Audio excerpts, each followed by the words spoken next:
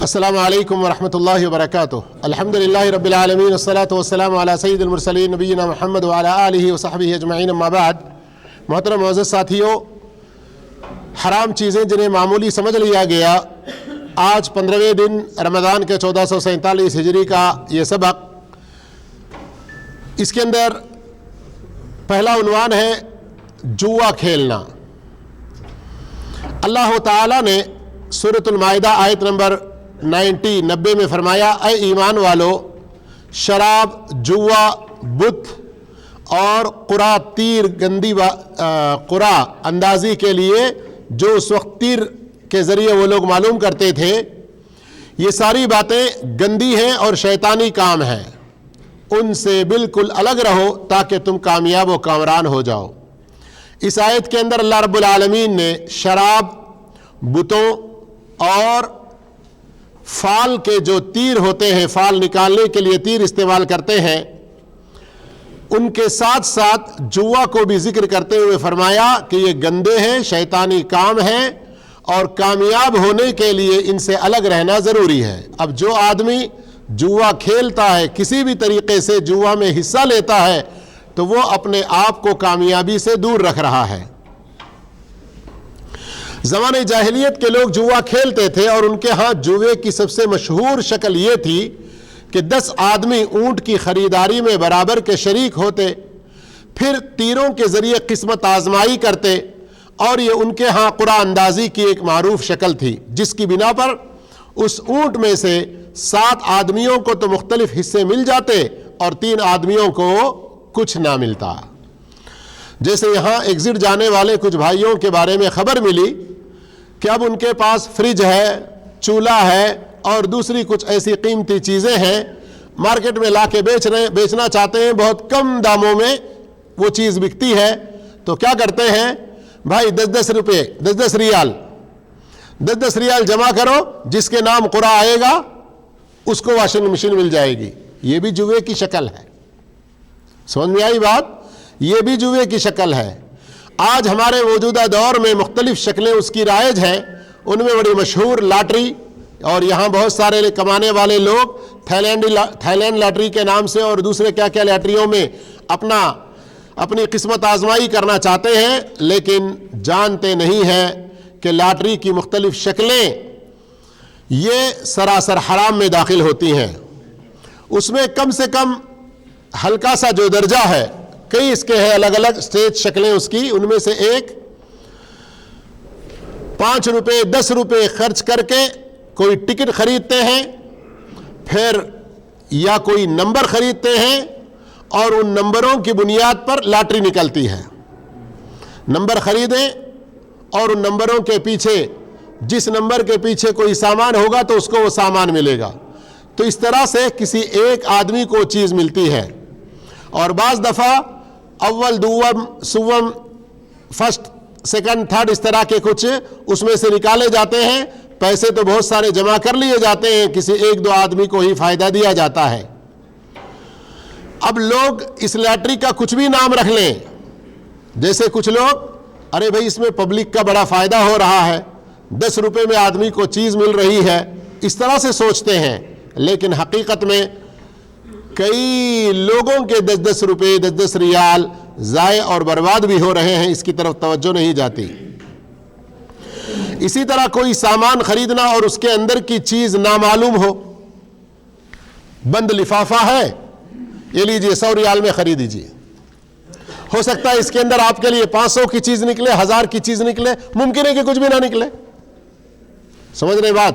اس طرح سے بھی کچھ پیکٹوں میں کچھ باکس وغیرہ، یہ بھی ایک لاٹری کی شکل ہے۔ اور لاٹری کی جو بھی قسمیں، جو بھی اس کی شکلیں، یہ سب کی سب حرام درجے میں آئیں گی، اور یہ جوے کی ایک شکل ہے۔ جوے کی ایک شکل آج کل انشورنس کی شکل میں، بیمہ جسے کہا جاتا ہے، تامین، اس کی شکل میں رائج ہے۔ انشورنس بھی جوے کی ایک شکل ہے۔ کوئی اپنی زندگی کا کیا کہتا ہے، جیون بیمہ، لائف انشورنس، یا گاڑیوں کا انشورنس، اور مختلف سامانوں اور کوئی گاڑی جل جائے یا کسی طرح سے ایکسیڈنٹ کا شکار ہو جائے تو یہاں سعودی عرب کی کبار علماء کی کمیٹی نے کو آپریٹو انشورنس سسٹم اس کا ایک مکمل طریقہ واضح کیا ہے. اس طریقے کے مطابق کریں گے تو وہ جائز ہے, لیکن اس کے علاوہ جو بھی شکلیں ہیں ان کے حرام ہونے کا فتویٰ دیا ہے. جائز ہونے کی کیا صورت؟ مثال کے طور پر ایک کمپنی یہ کہتی ہے کہ آپ لوگ سالانہ اتنے روپے جمع کیجئے اس ارادے کے ساتھ کہ ہم میں سے جس کو بھی کوئی تکلیف ہوگی, مصیبت ہوگی, کسی کو بھی کوئی پریشانی آئے گی, اس میں اس کی مدد کی جائے گی. یہ عام طور پر ہمارے ہاں مختلف علاقوں میں یہ پرائیویٹ طور پر کچھ لوگ یہ چلاتے ہیں, کرتے ہیں. یہ کچھ خاندانی اعتبار سے بھی ہوتا ہے, کہیں کچھ کام کرنے والے اپنے اپنی فیکٹری کمپنیوں کے اعتبار سے بھی کچھ لوگ کرتے ہیں. تو یہ کو آپریٹو یعنی تعاونی, آپس میں تعاون کے لیے. میں 400 ریال جمع کیا تو مجھے وہ 400 ریال ضرور ملنے چاہیے ورنہ خسارہ ہوگا. نہیں, 400 ریال مجھے ملے نہ ملے کسی اور بھائی کے کام آئے, کسی کو فائدہ پہنچے. تو اس طریقے پر کو آپریٹو تعاونی یہ ایک جائز قسم. لیکن اس کے علاوہ انشورنس مختلف لوگ اپنی مختلف چیزوں کی جو کرواتے ہیں, جیسے بعض فلمی اسٹار جن کو کہا جاتا ہے دنیا کو تباہ کرنے والے لوگ, گلوکار وغیرہ, یہ لوگ اپنی آوازوں وغیرہ کا بھی بیمہ کرواتے ہیں. تو یہ بیمہ کی انشورنس کی شکلیں بھی جوے میں داخل ہیں. آج کل جوا کھیلنے کے لیے مختلف کلب بنائے جاتے ہیں اور ان میں بڑے بڑے قسم کے جرائم جوئے کے انجام دیے جاتے ہیں. اسی طرح آن لائن سسٹم بھی جوئے کے کھیلنے کے رائج ہو چکے ہیں اس سوشل میڈیا کے دور میں, اور اسی طرح مختلف قسم کے کھیل کھیلے جاتے ہیں تو ان میں بھی جوئے کی شکلیں ہوتی ہیں. مثال کے طور پر آئیے ہم دونوں مقابلہ کریں گے, فٹ بال ہے, کرکٹ ہے, کوئی اور کھیل, آپس میں میں 100 روپے رکھوں گا, آپ 100 روپے رکھیں گے, جو جیتے گا وہ لے لے گا. یہ بھی جوئے کی ایک شکل ہے, یہ بھی جوئے کی ایک شکل ہے. البتہ آگے اس کا ذکر آ رہا ہے کہ اگر کوئی آدمی فٹ بال, کرکٹ اور اس طرح کے دوسرے کھیل جن کے اندر صحت کا کوئی فائدہ ہو اور ان کھیلوں کی وجہ سے کوئی فرض نہ چھوٹے اور کوئی حرام کرنا نہ پڑے, کوئی فرض نہ چھوٹے, کوئی حرام کرنا نہ پڑے, اور اس طرح کی جوؤں سے پاک ہو تو پھر وہ کھیل جائز ہے. اسی طرح سے دو آدمیوں کے بیچ مقابلہ کروائیں, اگر وہ دین کے مقصد کے لیے ہے, جیسے کوئی جہاد میں استعمال ہونے کے لیے گھڑ مقابلہ, اونٹوں کا مقابلہ یا تیر اندازی کا مقابلہ, نشانہ بازی کا, اور اسی طرح سے دینی علم کا فروغ ہونے کے لیے آپ میں سے جو اس رمضان میں ایک پارہ حفظ کر لیں گے ان کو 500 ریال انعام ملیں گے. تو یہ انعام مقرر کرنے والے کون؟ ایک تیسری پارٹی باہر کی. تو ایسے ہی دینی اعتبار سے یہ تو چیزیں جائز ہیں, لیکن جن کے اندر دین کا کوئی مقصد نہ ہو, اور جیسے کھیلوں کا ذکر ہوا ہے, ان میں اگر انعامات کوئی تیسری پارٹی رکھتی ہے, دو کھیلنے والی پارٹیاں نہیں, تو وہ تیسری طرف سے جائز ہو سکتا ہے. لیکن دونوں آپس میں مقابلہ اور دونوں پیسے رکھیں, جیتنے والا ہارنے والے سے وہ لے لے گا, تو یہ چیز جائز نہیں ہے.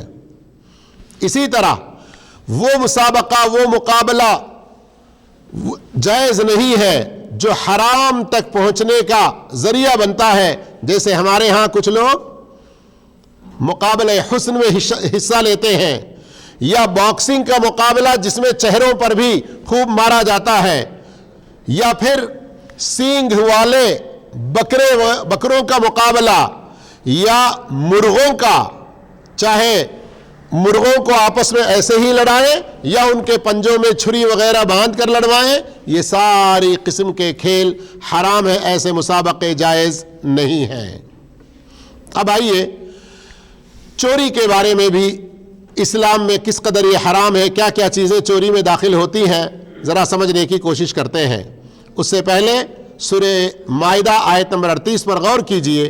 اللہ رب العالمین نے فرمایا چوری کرنے والے مرد اور عورت کے ہاتھ کاٹ ڈالو، یہ بدلہ ہے ان کی کرتوتوں کا، اور اللہ کی طرف سے تنبیہ اور عبرتناک سزا ہے، اور اللہ تعالی قوت اور حکمت والا ہے۔ چوری کے الگ الگ درجے ہیں، لیکن ہر طرح کی چوری گناہ ہے، برا ہے، لیکن اللہ کے رسول صلی اللہ علیہ وسلم نے چوریوں میں سب سے بدترین چوری اور اس کی سزا بھی بتلائی، وہ آدمی جو اللہ کے گھر کا طواف، اللہ کے گھر کی زیارت کے لیے جو آئے ہیں عمرہ حج وغیرہ کرنے کے لیے، ان کی چوری کرتا ہے۔ کیسے؟ اللہ کے رسول صلی اللہ علیہ وسلم ایک دفعہ نماز پڑھا رہے تھے۔ کون سی نماز تھی یہ؟ سورج گہن کی نماز۔ سورج گہن کی نماز پڑھا رہے تھے۔ نماز کی حالت میں اللہ کے رسول صلی اللہ علیہ وسلم نے کچھ ایسی حرکت کی کہ آپ صلی اللہ علیہ وسلم پیچھے کو ہٹ گئے، پھر اپنی نماز کی جگہ پر آئے، نماز پوری کی، تو نماز سے سلام پھیرنے کے بعد فرمایا میں نماز کی حالت میں تھا تو جہنم کو میرے سامنے حاضر کیا گیا، جب تم لوگوں نے مجھے دیکھا کہ میں پیچھے ہٹ گیا، مجھے ایسے ڈر لگا کہ جیسے اس کا کوئی شعلہ مجھے لپک لے گا، اللہ اکبر، اور وہ کہیں مجھے جھلسا نہ دے اور نقصان نہ پہنچا دے۔ تو میں نے اس جہنم میں ایک آدمی کو دیکھا جس کے پاس ٹیڑھی سی لکڑی ہے، ایک لکڑی ہے، اس کے سرے میں کیا ہے؟ ٹیڑھا پن، لکڑیاں ہوتی ہیں نا کچھ لوگ استعمال کرتے ہیں، اور وہ جہنم کے اندر اپنی اس ٹیڑھی لکڑی سے اپنی آنتوں کو کھینچ رہا ہے، اللہ اکبر۔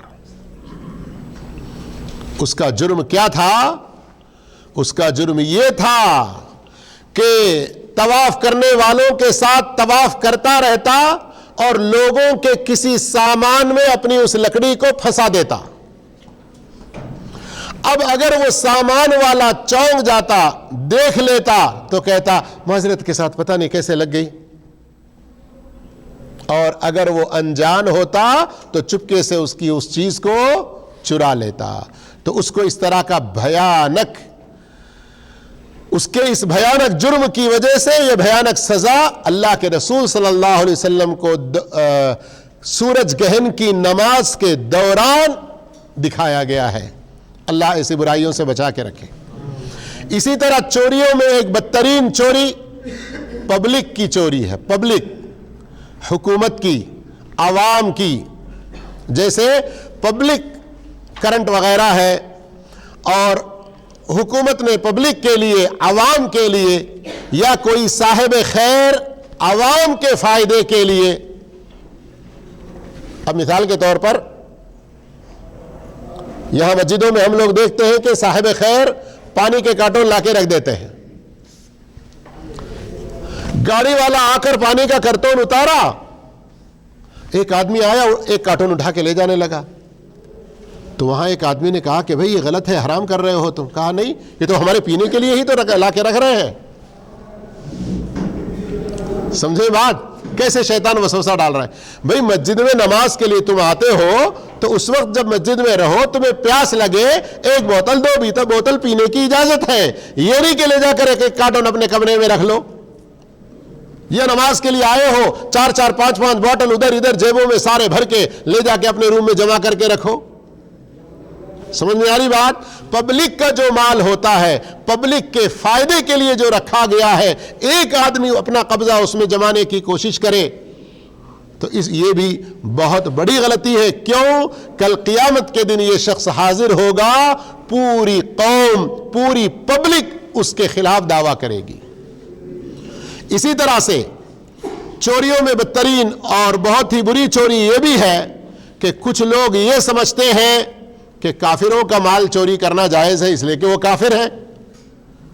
کسی مسلمان کا ایسا سمجھنا بھی حرام ہے, جائز نہیں ہے, یہ غلط سوچ ہے. جنگ کر رہے ہو, جہاد میں شریک ہو, اسلام اور کفر کی جنگ ہو رہی ہے, وہاں جب ان کو ہرا دیا جائے تو وہ سامان لوٹنا مال غنیمت میں شمار ہوگا. لیکن ہمارے ساتھ میں جو کفار جی رہے ہیں ان کا کوئی بھی سامان اٹھانا لینا یہ کسی طرح سے بھی جائز نہیں ہے, چاہے کوئی کمپنی وغیرہ کے حوالے سے ہو یا انفرادی طور پر ہو. اسی طرح سے کچھ لوگ بڑی چالاکی سے لوگوں کا جیب صاف کرتے ہیں. کہیں مہمان نوازی کی شکل میں میزبان کوئی چیزیں لایا ہے, بڑی قیمتی چیزیں ہیں, اب وہاں سامنے بیٹھے گا تو وہ ایک ہی کھانے کو ملے گا, اتنی اچھی چیز پتہ نہیں کب ملے گی, وہ پانی لانے کے لیے چلا گیا یا اٹھا کے 2-4 جیب میں ڈال لیا. مہمان خانے میں آپ کو بٹھایا گیا, گھڑی یا کوئی اور چیز بڑی اچھی وہاں پر لگی, چپکے سے اس کو اتار لیا. یا بعض میزبان لوگ مہمان کی کوئی چیز چوری کر لیے, اٹھا لیے. یا مارکیٹ میں کچھ خریدنے کے لیے گئے تو کچھ مرد کچھ عورتیں وہاں سے چھوٹی چیزیں دکان والا کہاں دیکھے گا, جیب میں ڈال لیا, اپنا کہیں پر چھپا لیا. یہ ساری چیزیں بھی چوری کی ہیں. اور بعض لوگ ایسی غلط فہمی میں رہتے ہیں کہ بڑی چیز چوری کریں گے تو چوری ہوگی, چھوٹی چھوٹی چیزیں. ہمارے استاد محترم فضیلت الشیخ مقصود الحسن فیضی حفظہ اللہ فرماتے ہیں, بعض مولویوں کی کہ بعض مولانا کے گھروں میں آ کر کتابیں چوری کر لیتے ہیں یا پھر پوچھ کر لے جاتے ہیں, نیت یہ ہوتی ہے کہ دینا ہی نہیں ہے ان کو واپس. تو بعض لوگ بعض چھوٹی چیزوں کو معمولی سمجھتے ہیں اور سمجھتے ہیں کہ چوری نہیں ہوگی. ذرا صحیح بخاری کی حدیث پر غور کریں, لعن اللہ نے اس چور پر لعنت کی ہے جو انڈا چراتا ہے, اس کی وجہ سے اس کا ہاتھ کاٹا جاتا ہے. ایک رسی چراتا ہے, اس کی وجہ سے اس کا ہاتھ کاٹا جاتا ہے. اس حدیث کو غلط نہ سمجھیں کہ انڈے سے ہاتھ کاٹا نہ جائے گا. شروع میں چھوٹی چھوٹی چیزوں کی عادت پڑتی ہے, بعد میں بڑی چیزیں چوری کرنے کی وہ عادت پڑ جاتی ہے, پھر بعد میں وہ ہاتھ کاٹنے کی نوبت آتی ہے. یہ بتانا مقصد ہے. لیکن یہاں ایک آخری بات یہ بھی سنتے ہوئے چلیے کہ اگر کسی نے کوئی سامان چوری کیا اور اللہ سے توبہ کیا, اللہ اس کی توبہ قبول کرے گا. لیکن شرط یہ ہے کہ وہ سامان جو چوری کیا ہے اس شخص تک پہنچا دے جس کا وہ سامان ہے, چاہے ڈائریکٹ پہنچائے, انڈائریکٹ پہنچائے, کسی تیسرے آدمی کے ذریعے, بنا اس کو بتائے ہوئے, لیکن اس تک اس کا سامان پہنچنا چاہیے. اللہ ہم تمام کو ہر طرح کے حرام کام سے بچائے. والسلام علیکم ورحمۃ اللہ وبرکاتہ.